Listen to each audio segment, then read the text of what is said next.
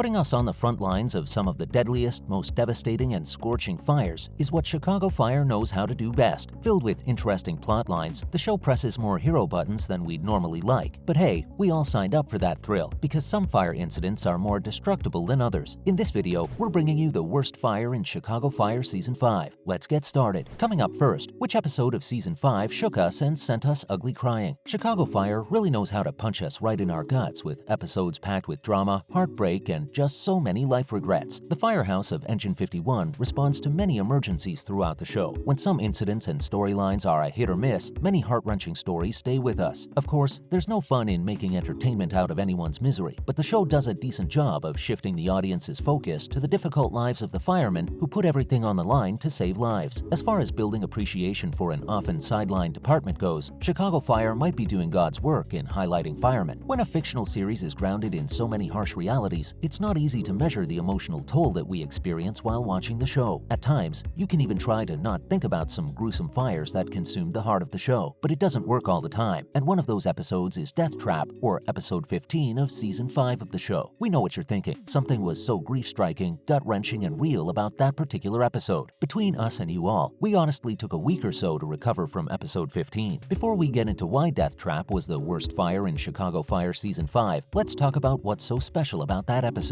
Now we'll be talking about why Death Trap was a dream come true for the fans of the show. If you rely on NBC for your daily dose of entertainment, you'll know that the Chicago franchise is basically the heart of the media company. Since it brings that punch of our favorite tropes of med, law and order, and public service dramas, we're hooked, and that's not changing anytime soon. Every fan has one fantasy that they can't get over. You know what we're talking about. Hashtag make more crossover episodes. For any fan, a crossover episode is no less than a Christmas holiday or whichever festival you love. So you can imagine our happiness when Death Trap was also jam-packed with crossovers from Chicago PD, Chicago Justice, and Chicago Med. Of course, the showrunners crush our happiness and the will to leave when Team 51 is sent to a heartbreaking fire location. We're still holding on to that little ting of happiness when we first heard of the crossover episodes. Gotta live with what you get, right? Let's now talk about what went down in the worst case of fire of Season 5. Before we jump right into some awful deets of the episode, just a fair warning. If fire incidents make you squeamish or uneasy, you might want to skip the next part. If not, let's get started. It was a bright early day in Chicago when Firehouse 51 received a call for help. And you know what's coming ahead. Something catastrophic and fatal. A warehouse/factory turned into a living space for teens was caught in a monstrous fire. Very quickly, small blazes and lashes turn into a firestorm that is bound to swallow some lives. Well, it doesn't disappoint. As the fire was more destructible than the ones we had watched on the show, it made sense for Chicago PD and Chicago Med to join the scene. That crossover episode was well thought out and perfectly done. But then, the crossover episode also added a layer of complications for Firehouse 51. One of those complications turned into a nightmare when our firemen realized that a police detective's daughter is still stuck inside the building. That police detective is none other than Detective Alvin Olinsky, and their instructions are clear as a warning sign. Evacuate the building. Not to mention, it's not easy to sway a direct order from your superior, especially when it's coming from Wallace Bowden Jr. The episode also becomes more emotionally charged when we realize that the primary victims of the fire are teens who were using the warehouse for party or rave purposes. Even when Firehouse 51 leaves no stone unturned, it can't realistically help all of the victims. Once they start to acknowledge that they can't help everyone, the episode officially becomes the worst case of fire ever in the show. It's a blessing that Alvin's daughter Lexi survived, but Firehouse 51 drowns in grief when they come to know about a death toll of 36. One of the most shocking parts of the episode is when Firehouse 51 confronts the owner of the building to no real avail, and that's where the audience becomes conflicted about whom to blame for the fire. Even after 5 years, we're still conflicted about if we should blame Hubble for what happens next. Granted, everyone is mad and angry at the owner of the building. Turns out the owner had given free access to the factory to many teens who were either runaways or homeless. As far as the kindness goes, he just didn't want the teens to live on the street. He gave his permission for a small party, so the inhabitable and faulty conditions of the building never fazed him. Of course, Hubble didn't buy that and blames the owner for the casualties. In the blink of an eye, we see the owner leaving for the bathroom, only to shoot himself. Yep, and you thought this couldn't get any worse. Oh, and there was also evidence of an arsonist setting the building on fire, so there's that. Now, let's jump into other news. First, we're going to talk about why Death Trap wasn't as well received as you'd have thought. There's no doubt that Chicago Fire is no rainbow and unicorns. It doesn't exactly promise comfort or any safety blanket. If anything, the show really knows how to keep us on our toes. Many fans of the show acknowledge that managing grief and failure are some hard-hitting yet realistic themes of the show. On the other hand, some fans don't like when the show crosses that tricky line of profiting off some of the very horrific experiences of fire victims and survivors, and with Death Trap, it seems like Chicago Fire really crossed that line. One reason why Death Trap hits us harder than any Chicago Fire episode is that it's based on a real-life tragedy of the ghost ship warehouse fire. The showrunners haven't credited the real-life incident as the inspiration behind the episode, but it's not easy to ignore some striking similarities between the ghost ship fire and Death Trap. NBC ranked the event as the deadliest fire in U.S. history when a concert taking place in an Oakland warehouse caught into a fatal fire. Yep, not too different from the rave that the teens had in Death Trap, right? Just like the episode plot, 36 teens also lost their lives in the ghost ship concert. Many news outlets came for Chicago Fire when Death Trap aired only 3 months after the ghost ship tragedy. Very real-life upsetting details, such as faulty buildings and inaccessible fire escapes, also became the heart of Death Trap. The showrunners were called out cruelly as they didn't pay heed to the families and the loved ones of the ghost ship victims. Watching an almost identical reenactment of the final moments of their loved ones wasn't on their agenda, and they were never given any viewer trigger warnings either. Not to surprise you more, but things get worse for Chicago Fire. Taking inspiration from real-life tragedies is not new for NBC shows. Come on, if there was any rule of only coming up with original plots, pretty sure Law & Order would have never survived. And it's quite obvious that Chicago Fire also takes a page from the same copy a real-life horror handbook. Yet, with Death Trap, the show went an extra mile to make things more difficult for itself. The Mercury posted a resurfaced casting call for the extras to appear in Death Trap. While it's a standard procedure for shows to do that, this was no ordinary episode to shoot. It's established that the episode is very much inspired by the ghost ship tragedy, but the most crass thing about the casting call is its title. Believe it or not, the casting call was titled Ghost Ship to hire partygoers between the ages of 20 and 30. After the resurfaced casting call post, even the fans of the show couldn't help but come for the showrunners. And you know, a Twitter backlash is never forgiving either. Alright, after revealing some horrifying details about the show, let's get some air. So, when is Chicago Fire coming back for season 11? Death Trap aired on NBC 5 years ago. Since then, the show has avoided any controversy like a plague, and it has also refrained from upsetting anyone in the general public. So, maybe it is the right time to move on, especially when the new season of the show isn't far from hitting our TV screens. Chicago Fire Season 11 is officially part of NBC's fall lineup. This basically means you can enjoy the show sometime between September and October 2023. Alright, that might look quite far for the near future narrative, but hey, all good things come to those who wait. That's a wrap for this video. What do you think about Chicago Fire taking inspiration from real-life incidents? Let us know in the comments below. See you in the next one.